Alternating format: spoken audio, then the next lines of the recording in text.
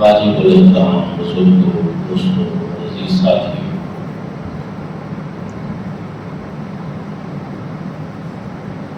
ماہ ذی الحجہ میں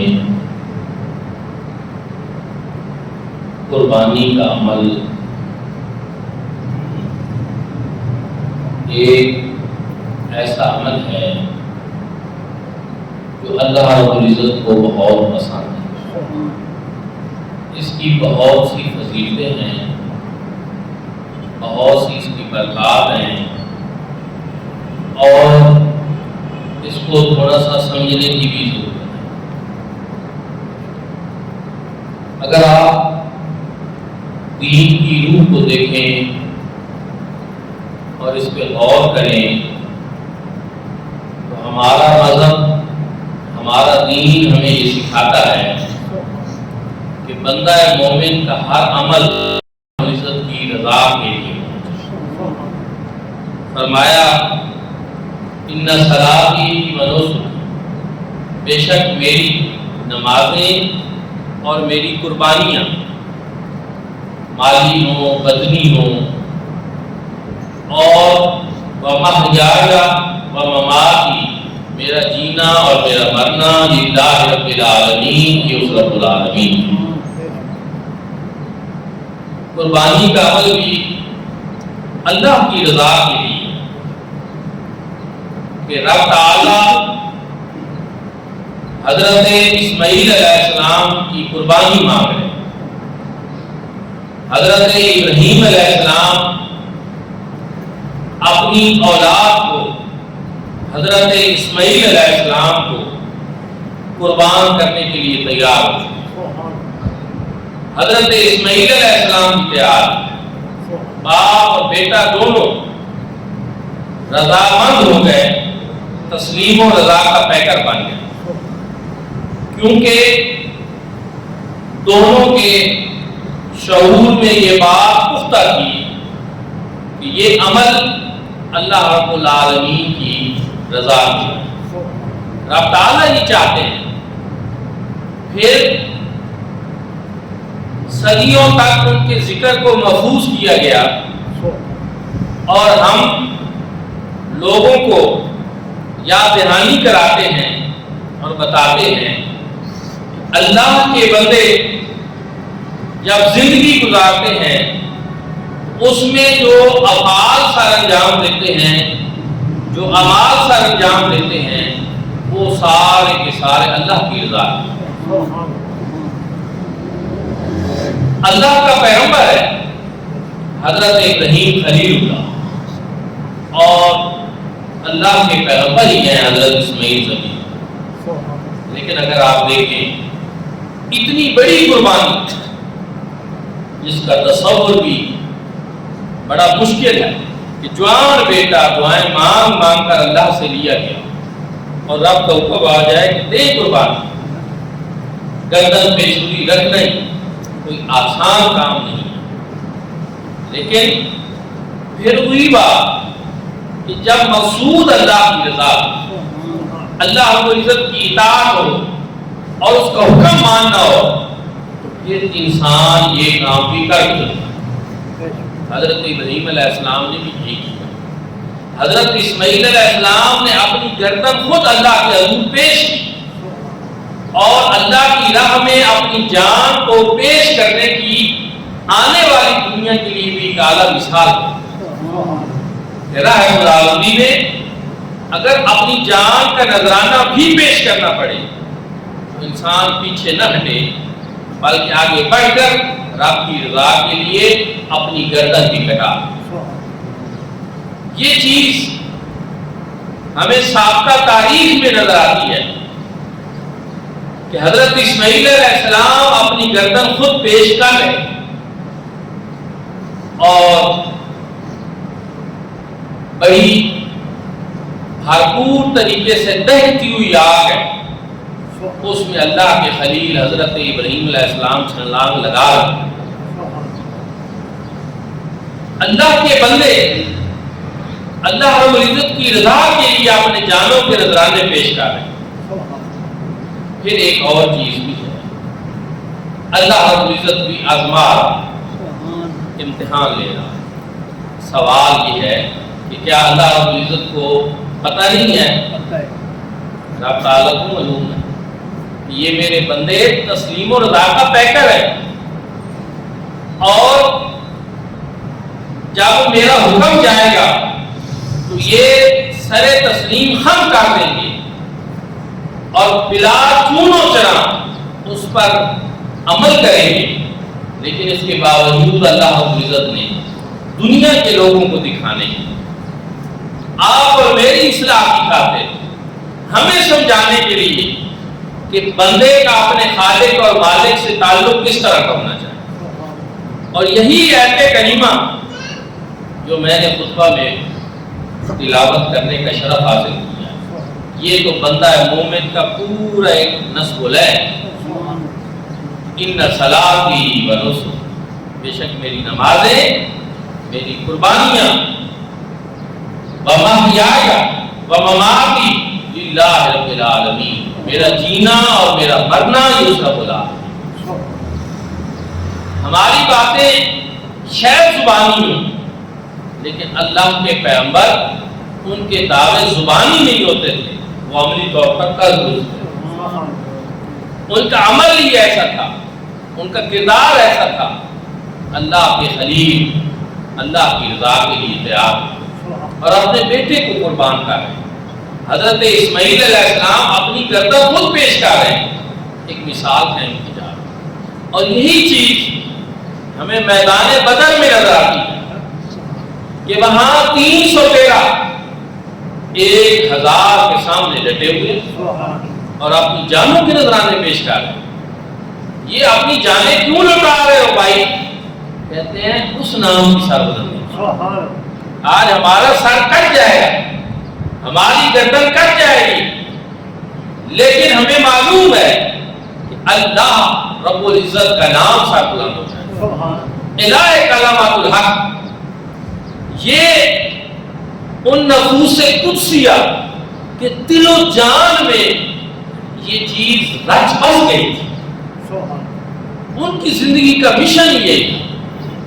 ہمارا مشن تو کچھ اور ہے، عمومی طرز زندگی جو ہمارا ہمیں ارد گرد نظر آ رہا ہے، اس میں لوگوں کے مفادات کچھ اور ہیں، زندگیاں کسی اور خاطر گزر رہی ہیں، لیکن اللہ کے بندوں کی، اللہ کے محبوب اور مقبول بندوں کی، انبیاء کرام کی اور صحابہ کرام رضوان اللہ تعالی علیہم اجمعین کی زندگیاں، ان کا نسب العین فقط رب تعالیٰ کے نام کی سربلندی، اسی لیے جیتے تھے، اسی لیے وہ مرتے تھے، یہی ان کا نسب العین تھا، اور وہ سب کچھ اسی لیے کرتے تھے۔ پھر میدان کرب و بلا میں اگر آپ دیکھیں، وہاں حضرت امام علی مقام کا جانا اور رب کی رضا کے لیے اپنا سب کچھ لٹا دینا، اپنی جانوں کے نذرانے پیش کرنا، یہ الہ کلمات الحق کی۔ آج یہ قربانی کا عمل ہمارے اوپر اس لیے لازم قرار دیا گیا کہ ایک تو اس قربانی سے ہم بھی کچھ سبق سیکھیں، ہمیں بھی اگر اس راہ محبت میں، اس راہ الفت میں، اس راہ شوق میں اگر کچھ لوٹانا پڑے تو کوئی ہماری بھی پریکٹس ہوئی، سالانہ بنیاد پہ ہی صحیح، جانور قربان کر کے ہی صحیح، لیکن کچھ نہ کچھ مشق ہماری بھی ہوئی۔ میں پڑھ رہا تھا کہ قربانی کے مقاصد میں سے 2 بڑے مقاصد ہیں، ویسے بہت سارے ہیں، 2 مقاصد ہیں۔ ایک کیا ہے کہ راہ جہاد کے لیے تیار ہونا، اور دوسرا کیا ہے، دوسرے لوگوں کے لیے اظہار کرنا، قربانی کا عمل دوسروں کے لیے بھی کرنا، یہ اس کی روح کے اندر یہ چیزیں ہیں۔ تھوڑا سا میں بیان بھی کرتا ہوں، آپ بات سمجھ آ جائے گی کہ جہاد کا قربانی سے کیا تعلق ہے۔ تو میرے بھائیوں اور دوستو، اگر آپ پڑھیں حضور نبی کریم صلی اللہ علیہ وآلہ وسلم قربانی کا جانور اپنے ہاتھ سے خود ذبح فرمایا۔ آج بھی اکثر یہی ہے، انسان قربانی کا جانور اپنے ہاتھوں سے ذبح کرتا ہے۔ اگرچہ خود نہ کر سکے کوئی اور بھی کر دے اس کی طرف سے، اس کا اجازت دینا، اس کی نیت کرنا، یہ کافی ہے۔ لیکن افضل یہی ہے کہ اپنے ہاتھ سے قربانی کا جانور ذبح کرے، اور اس میں یہ ہے کہ اگر ایک انسان پوری زندگی میں قربانی کا ایک جانور بھی ذبح نہیں کر سکتا، تو آپ سوچیں کہ راہ جہاد میں جا کر وہ کون سے کارنامے سر انجام دیں۔ جہاد اسلام کا ایک بنیادی جو چیزیں ہیں ان میں سے ہے جہاد فی سبیل اللہ، فساد فی سبیل اللہ نہیں کہ مسلمانوں کی گردنیں جہاد کے نام کو اڑانا شروع کر دیں، یہ جہاد فی سبیل اللہ نہیں۔ جہاد وہ ہے جو غزہ میں، فلسطین میں ہمارے مسلمان بھائی وہاں اسرائیل کے خلاف ہے، وہ جہاد ہے، اور وہ جہاد فی سبیل اللہ ہے، اور اس کے بارے میں حضور صلی اللہ علیہ وسلم کی پیشین گوئیاں اور حضور نبی کریم صلی اللہ علیہ وسلم کے فراہیم موجود ہیں کہ قیامت تک کے لیے اس جگہ پہ جہاد کا سلسلہ جاری ہے۔ آج اگرچہ جہاد کا نام لیتے ہوئے بھی لوگ گھبراتے ہیں، حالانکہ جو اسلامی جہاد ہے وہ قیامت تک کے لیے ہے، اور ایک مسلمان اس سے گھبرا نہیں سکتا۔ تو یہ قربانی کا عمل، اپنے آپ سے جانور ذبح کرے، یہ اسی لیے ہے کہ تاکہ جہاد کا شوق بھی مسلمانوں کے اندر پیدا ہوتا ہے، اور دوسری چیز اس میں ایثار اور قربانی ہے کہ جہاں ہمارے ارد گرد بہت سارے گھر ایسے ہیں پورا سال ان کو گوشت میسر نہیں آتا، آپ ان تک گوشت پہنچا یہ ایثار کریں، یہ قربانی کریں۔ جہاں اتنا بڑا جانور آپ قربان کر رہے ہیں اور ہزاروں روپے لگا رہے ہیں، وہاں اپنے ارد گرد کے فقیروں اور مسکینوں اور غرباء کا بھی خیال رکھیں، ان تک پہنچائیں تاکہ آپ کے اندر ایثار پیدا ہو۔ ایثار کہتے کس چیز کو ہے؟ دوسروں کا خیال رکھنا، اپنے سے بڑھ کر دوسروں کے لیے خیر کے عمل کو کرنا، ان کے لیے آسانیاں پیدا کرنا، یہ ایثار ہے۔ اور اگر آپ دیکھیں تو ہر انسان کے اندر دو صفات ہیں، ایک اپنی ذات کا صرف خیال رکھنا، اور ایک ایثار، اپنے سے بڑھ کر دوسروں کا خیال۔ یہ دو چیزیں ہر انسان کے اندر موجود ہیں، لیکن سنیں کہ پھر ایک ترتیب سے اور ایک تربیت سے اور ایک تعلیم کے ذریعے انسان پہلی جو چیز ہے کہ صرف اپنی ذات کے لیے جینا، اس سے انسان ایک درجہ آگے بڑھ جاتا ہے، اور پھر انسان ایثار کی جگہ پہ کھڑا ہو جاتا ہے۔ وہ صرف اپنے لیے نہیں جیتا، اپنے لیے تو جیتے ہیں سبھی اس جہاں میں ہے، زندگی کا مقصد اوروں کے کام بلند مشن، دوسروں کے لیے سوچنا ہے، اپنے لیے زندگی کون نہیں گزارتا۔ لیکن پھر ایک بات سنیں، یہ جو پہلی سٹیج ہے یہ حیوانیت والی سٹیج، یہ جذبہ جانوروں کے اندر پایا جاتا ہے کہ آپ کبھی دیکھیں کہ ایک کھرلی پہ جانوروں کو باندھ دیں، وہ کھانے کے لیے دوسرے کو زخمی بھی کر دے گا، اور وہ جانور ہو سکتا ہے کسی دوسرے جانور کی بعض دفعہ جان بھی لے، صرف ماس کھانے کے لیے، چارہ کے لیے دوسرے جانور کو مار دیتا ہے۔ یہ جذبہ جانوروں کا جذبہ ہے کہ ان میں حیوانیت ہے، اور وہ یہ چاہ رہا ہوتا ہے کہ بس میں ہی کھاؤں، کوئی اور نہ کھائے، جانوروں والا یہ جذبہ ہے۔ لیکن انسانیت کی معراج کیا؟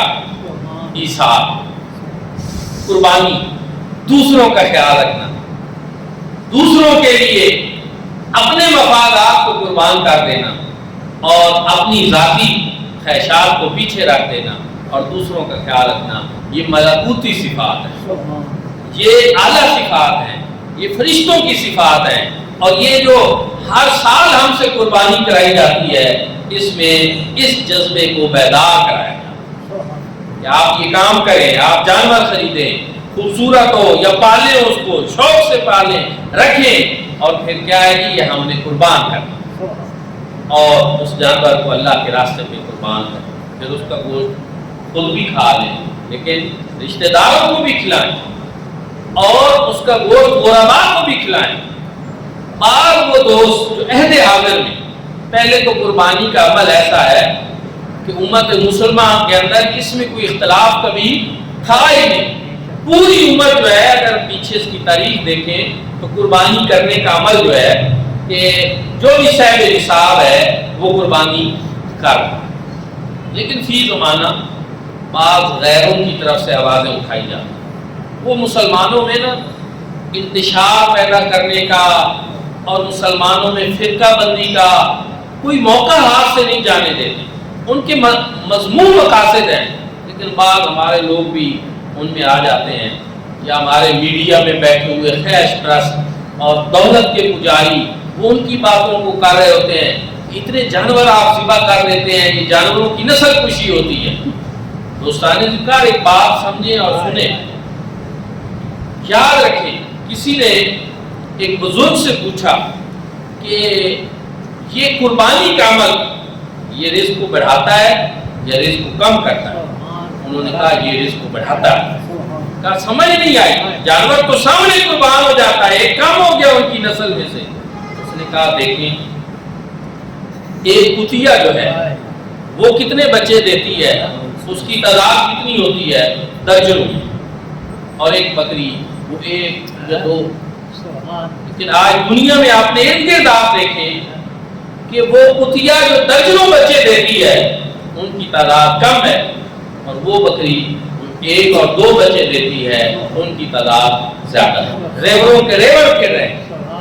اس لیے کہ وہ جانور جو پہلا ہے اس میں قربانی کا عمل نہیں ہوتا، ان کی تعداد کم ہو رہی ہے، اور جن کی قربانی کی جاتی ہے ان کی تعداد بڑھ رہی ہے۔ یہ ایک مثال۔ دوسری بھی سن لیں، ایک محکمہ ہے ہمارے ملک میں بھی ہے کہ تحفظ جنگلی حیوانات، ایک پورا محکمہ بنا ہوا ہے، اور جن جانوروں کا وہ تحفظ کر رہا ہے، اگر آپ کبھی غور کریں تو وہ جانور ہیں جو سارے قربانی پہ قربان نہیں کیے۔ گائے، بھینس، بکری، ان کے لیے کبھی آپ نے نہیں سنا ہوگا کہ حکومت کو پابندی لگانا پڑی ہو اس سال آپ قربانی سے رک جائیں، نسل ناپید ہو رہی ہے۔ نہیں، ہر سال لاکھوں جانور قربان ہوتے ہیں، تو اگلے سال پھر لاکھوں دستیاب۔ لیکن وہ جانور جن کی قربانی نہیں کی جاتی ان کے لیے محکمے بنے ہوئے، جی ان کی نسل کو خطرہ ہے، ان کو بچائیں، ان کا شکار نہ کریں، ان کے لیے یہ ہے وہ ہے۔ یہ عمل ہمیں بتاتا ہے، یہ چیزیں ہم اپنی آنکھوں سے دیکھ سکتے ہیں۔ یہ وہ مسئلے نہیں ہیں کہ جو کسی مولانا صاحب کے ذاتی طور پر تجربات میں سے، یہ چیزیں نہیں، آپ ہی ان چیزوں کا تجربہ کر سکتے ہیں۔ تو اس لیے دوستان کا قربانی کا عمل یہ ختم نہیں کرتا، قربانی کا عمل نسل کو اور زیادہ بڑھاتا ہے، اور اس سے ہمیں یہی چیز سبق ملتی ہے، اللہ کے راستے پہ اپنے رزق کو قربان کرو، تمہارا رزق کم نہیں ہوگا، تمہارا رزق اور زیادہ بڑھے۔ اللہ رب العزت کی رضا حاصل کرنا، اس چیز کو سیکھو کہ حضرت ابراہیم علیہ السلام حضرت اسماعیل علیہ السلام کی گردن پہ چھری چلا رہے ہیں، کس کے لیے؟ رب کی رضا۔ اور ہمیں یہ بتا رہے ہیں اللہ پاک کی رضا سب سے مقدم ہے، اور حضرت اسماعیل علیہ السلام اپنی جان کا نذرانہ پیش کر کے ہمیں بتا رہے ہیں کہ میری جان سے بھی زیادہ عزیز کوئی چیز ہے وہ رب تعالیٰ کی رضا۔ اور یہی چیز صحابہ کرام رضوان اللہ تعالی علیہ مجمعین کی زندگی میں ہمیں نظر آتی ہے کہ بدر میں 313 قضاء سے ٹکرا رہے ہیں۔ علامہ صاحب نے بڑا ہی اس کا خوبصورت فلسفہ بیان کیا، اگر آپ غور کریں وہ فرماتے ہیں صدق خلیل بھی عشق، صبر حسین بھی عشق، مارکہ وجود میں بدر و حنین بھی عشق۔ یہ حضرت ابراہیم علیہ السلام اگر آگ کے اندر چھلانگ لگا رہے ہیں، نارے نمرود میں چھلانگ لگا رہے ہیں، یہ ان کا صدق تھا، سچائی تھی اپنے اللہ رب العزت کے ساتھ، وہ جذبہ تھا جس کے لیے وہ یہ کام کر رہے ہیں۔ اور حضرت امام حسین میدان کربلا میں صبر کا مظاہرہ کر رہے ہیں، تو یہ بھی ایک جذبہ تھا، یہ بھی اللہ کی رضا کا ایک جذبہ تھا۔ اور میرے بھائی اور دوستو 313 اگر بدر میں 1000 سے ٹکرا رہے ہیں، یا حنین میں صحابہ کرام جنگ لڑ رہے ہیں، تو وہ کوئی ملک فتح کرنے کے لیے نہیں، وہ اپنے رب کی رضا۔ دنیا کے اور مفتو جو ہوتے ہیں ان کا جنگیں کرنا، اس میں مقصد ان کا فاتح بننا ہوتا ہے، سلطنت کو حاصل کرنا ہوتا ہے، مال و دولت کو حاصل کرنا ہوتا ہے. لیکن جو اللہ والے ہوتے ہیں وہ اگر تلوار بھی اٹھاتے ہیں تو اس سے ان کا مقصود مال غنیمت بھی نہیں اور کشور کشائی بھی نہیں، بلکہ شہادت ہے مطلوب. مقصود مومن نہ مال غنیمت نہ کشور کشائی، اللہ کی رضا. زندہ رہے تو غازی بن جائیں گے اور شہید ہو گئے تو رائے حق میں اپنی جان کا نذرانہ پیش کر دیں گے. لیکن اس میں مقصود کیا ہے، تم چاہتے کیا ہو، حاصل کیا کرنا چاہتے ہو؟ تو جواب ملے گا ہم اپنے رب کی رضا جانوں کے نذرانے پیش. تو یہ قربانی کا عمل جو ہے یہ چیز بھی ہمیں سکھاتا ہے. دوستان دل کا پھر ایک اور چیز بڑھیا کہ بعض جگہوں پہ بعض ممالک میں لوگ ان جانوروں کی پوجا کرتے ہیں. گائے کی بھی پوجا کی جاتی ہے ہمارے پڑوسی ملک انڈیا میں، اور وہاں بالخصوص قربانی کے دنوں میں مسلمان جو ہیں ان کو بڑے مسائل بھی آتے ہیں ہندوؤں کی طرف سے. ہندو پوجا کرتے ہیں، وہ کہتے ہیں یہ ہماری جو ہے معبود ہے، ہم اس کی پوجا کرتے ہیں. لیکن ہم مسلمان ان جانوروں کو ذبح کر کے بتاتے ہیں کہ ہم کسی جانور کی پوجا نہیں کرتے، بلکہ ہم ان جانوروں کو اللہ کے نام کے لیے قربان کرتے ہیں. اس سے بھی یہ چیز ایک سبق ملتا ہے، ایک چیز ہے کہ یہ بھی توحید کے کلمے کو سر بلند کرتی ہے یہ قربانی کا یہ عمل بھی. اور دوسرے جو ہیں جو معبودان باطلہ کی پوجا کرتے ہیں، جو جانوروں کو خدا مانتے ہیں، ان کے اور ہمارے درمیان اس سے ایک فرق بھی ظاہر. پھر دوستان ذکر ایک دو اور بھی ضروری اور بنیادی مسائل بتانے ہیں کہ یہ بڑے دن ہیں. عشرہ ذی الحج جو ہے، ذی الحج کی یہ 10 دن جو ہیں، ان میں جب بھی آپ کو موقع ملے تو آپ تکبیرات کہتے رہا. فرض نہیں ہے، عام دنوں میں اس عشرہ میں واجب تو نہیں ہے، لیکن افضل عمل ہے. تکبیرات کہتے رہیں، اللہ کی بڑائی کو بیان کرتے رہیں، اللہ اکبر اللہ اکبر لا الہ الا اللہ اللہ اکبر وللہ الحمد بیان کرتے رہیں، پڑھتے رہیں. لیکن جو ایام تشریق ہیں 9 ذی الحجہ کی فجر سے لے کر 13 ذی الحجہ کی عصر تک، یہ 5 دن ایام تشریق کہلاتے ہیں. ان میں ہر نماز کے بعد، فرض نماز کے بعد 1 مرتبہ تکبیر کہنا یہ احناف کے نزدیک واجب ہے اور یہ کہنی چاہیے. اور باجماعت نماز ہو تو پھر بھی، اور اگر اکیلے نماز پڑھ رہے ہیں تو پھر بھی پڑھیں.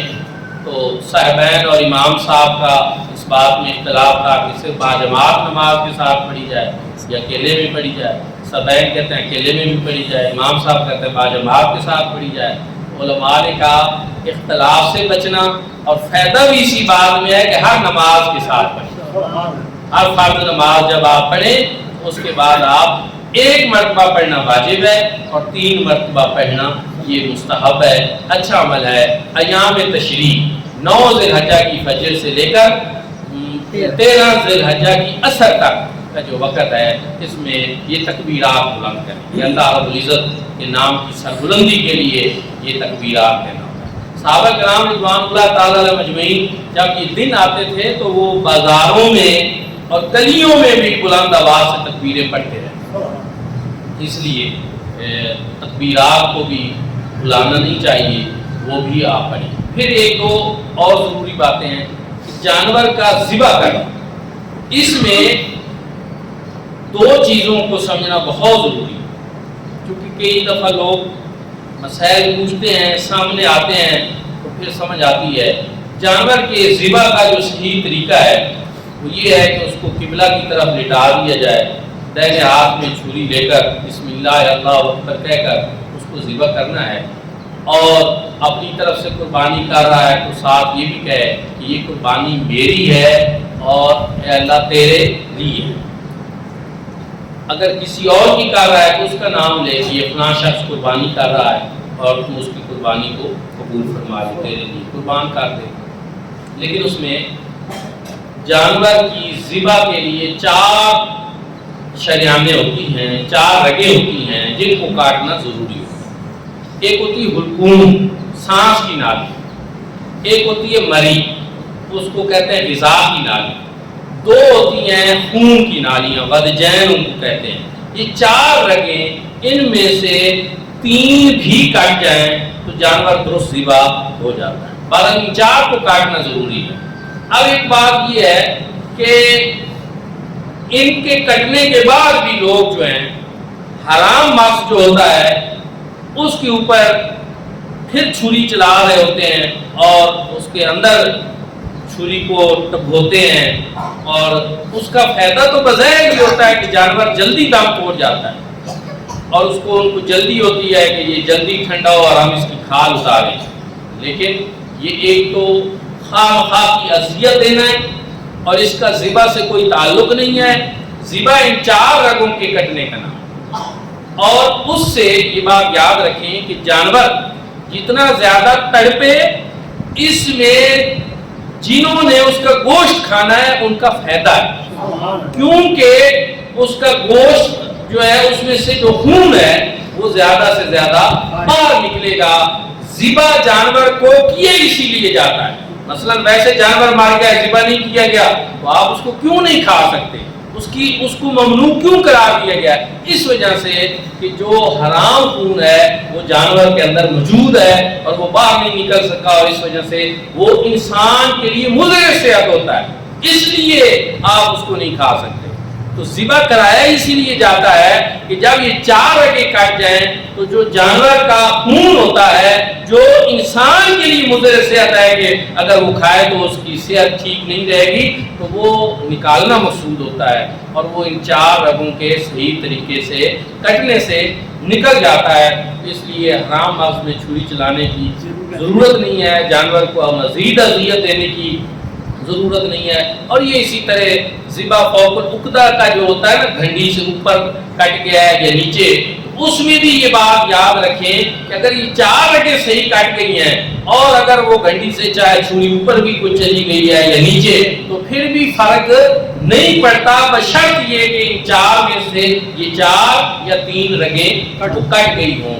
ان کا کٹنا جو ہے یہ ضروری ہوتا ہے، اور جانور کو جانوروں کے سامنے بھی ذبح نہ کرے، اس کے سامنے چھری تیز نہ کرے، ان چیزوں کا لحاظ رکھنا بھی ضروری ہے۔ اللہ رب العزت عمل کی توفیق عطا فرمائے۔ آخر دعوانا الحمدللہ رب العالمین۔ اور